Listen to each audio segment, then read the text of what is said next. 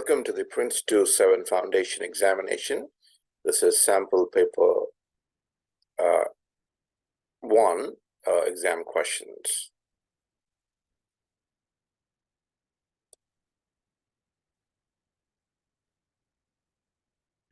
A little bit about One World Training. One World is a global training, business simulation, and training company having offices in the United States, UK, the Netherlands, India, and other parts of the world. We provide training in IT, business management, project management, ISO standards, and other best management practices for both individuals and organizations. We deliver courses in different ways. We offer public classroom-based trainings, online from home or work, e-learning, and so on. And we do trainings both on-site for private and government organizations. And One World Training is an authorized training center and endorsed by leading global professional bodies. And a few of our endorsements and accreditations are there here at the bottom. Now, a bit about the foundation examination. In the foundation examination, you would be given 60 questions to answer. You should attempt all 60 questions. Each question is worth 1 mark. There's only one correct answer per question. You need to answer 36 questions correctly to pass the exam.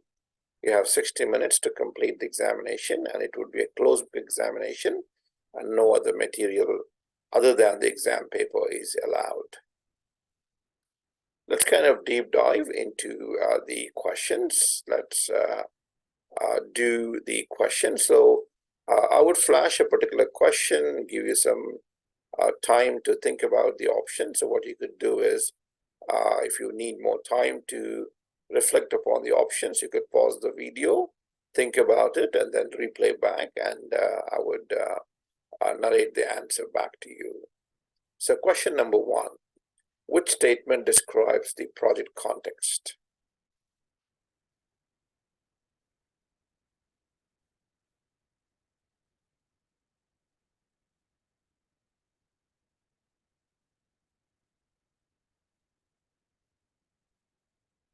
The correct answer is A. It should be understood by stakeholders so that the principles are applied appropriately. Now that is a statement that describes the project context. The other options are not right. B is not correct. It explains how each aspect of the project management should be applied for the processes to be effective. Now that is not what a project context is all about. It's primarily the processes that would help us understand that. It guides the progression from pre-project activity through the stages of the project lifecycle. Well, the context does not do that. And finally, it ensures an understanding of the needs of the stakeholders and the relationship between them. So that's not the purpose of the project context. The second one, which is a characteristic of a project that distinguishes it from business as usual.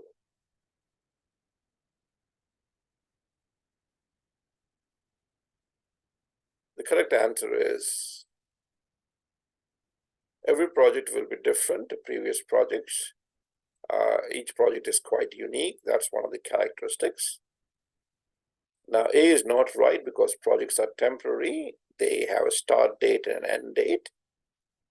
B is not correct because operations are ongoing while projects have a definite start and a definite end date.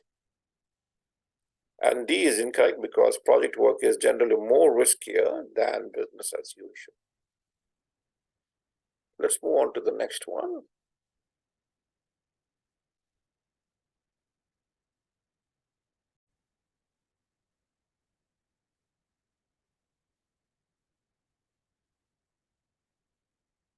The project board has decided that the project should close prematurely as the external environment has changed.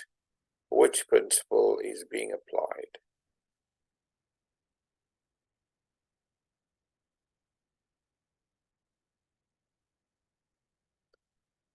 The correct answer is ensure continued business justification. Sometimes we might prematurely close because there is no business justification. Question number 4, which statement about the defined roles, responsibilities, and relationships principle is correct?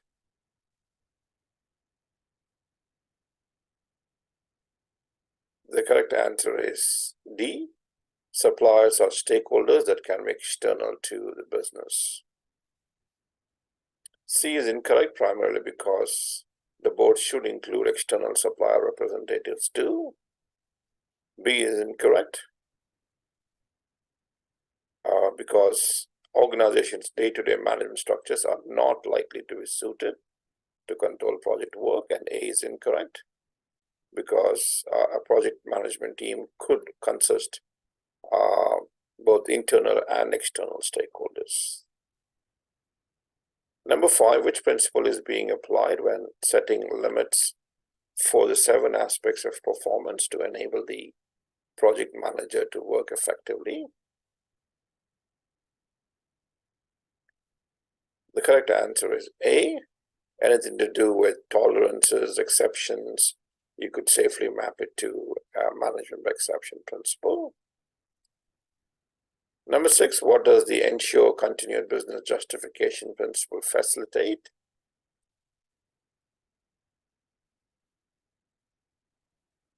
The correct answer is B, that the project remains desirable, viable, and achievable as the project progresses. Now the others are incorrect. A is incorrect, that the project has a business stakeholder to ensure the investment continues to be justified. C is incorrect, the products delivered by the project meet their quality requirements. This is the purpose of focus on products principle, not ensure business justification. And D is more aligned with tailor to suit project environments and not ensure business justification. Number 7, which statement describes how the principles support effective project management?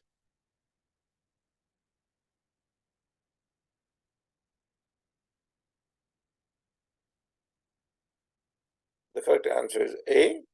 They allow the project team to decide how the method should be applied on the project. Number 8, which statement describes leadership on a project?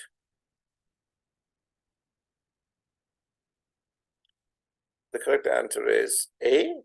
It is best done through collaboration across the project ecosystem. The others are wrong. For example, B is a definition of culture, not leadership. Culture is a set of attitudes, values, and goals for the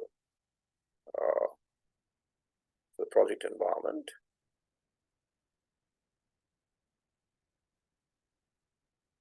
Moving on to question number 9, which is the definition of co-creation? The correct answer is A. Working with key influencers to ensure the agreed ways of working are adopted by all areas of the project ecosystem. That's what co-creation is. You have different stakeholder groups working together. The consumer works with the provider, the developers work with the operation teams. That's basically value co-creation. And A is aligned to that particular definition.